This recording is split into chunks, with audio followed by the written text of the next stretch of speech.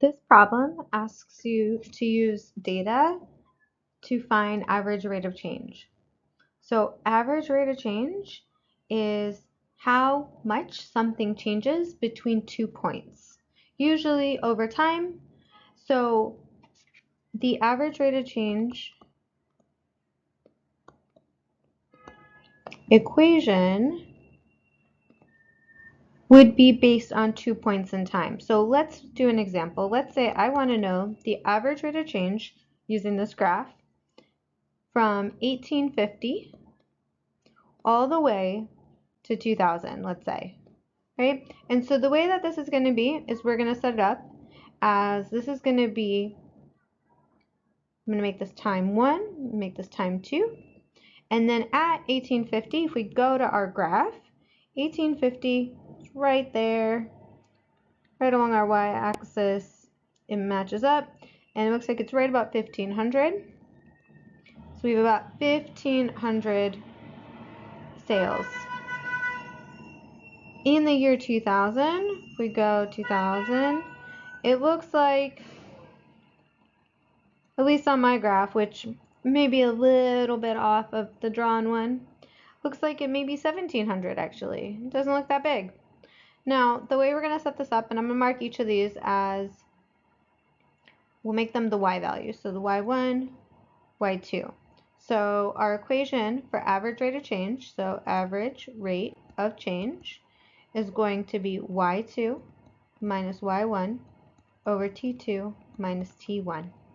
So in our example, y2 is 1700 minus y1, which is 1500, all over t2, which is 2000, minus t1, which is 1850.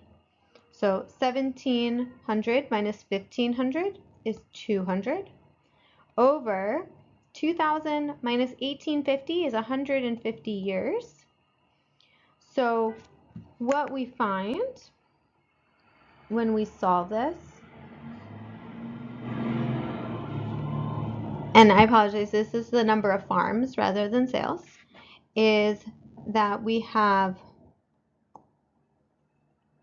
4 over 3, which is also 1.33 farms per year from 1850 to 2000. So for the ones that this question asks for, you're going to do the same thing. You're going to label, we're going to break these up as 2 different problems. So you're going to find, this is going to be T1, this will be T2. You're going to want to find the value at 1880 and the value at 1900. And then plug it into y2 minus y1 over t2 minus t1. And you're going to do the same thing again for 1950 to 1960. So that's again going to become t1. This will become t2. You're going to find y1 and y2 and plug it into your equation. And that is how you are going to find average rate of change. Every single time it asks for it, this is how you are going to solve it. If we look at the second part of the question, it asks for you to find where you're going to get the greatest average rate of decline. So this is your keyword. Decline means that your rate should be going down. Or another way to think about it mathematically is it's going to be negative because you're having a decline. So you are going to want to go through, and you can either do this visually on the graph and look at every little section and see where we can find it. But for instance, let's say we looked at this is 1880, this is 1890. I'm going to go up to 1880. This is 1890. If I look here, this is a positive slope between these 2 points, which means, one, I'm having an increase rather than a decrease.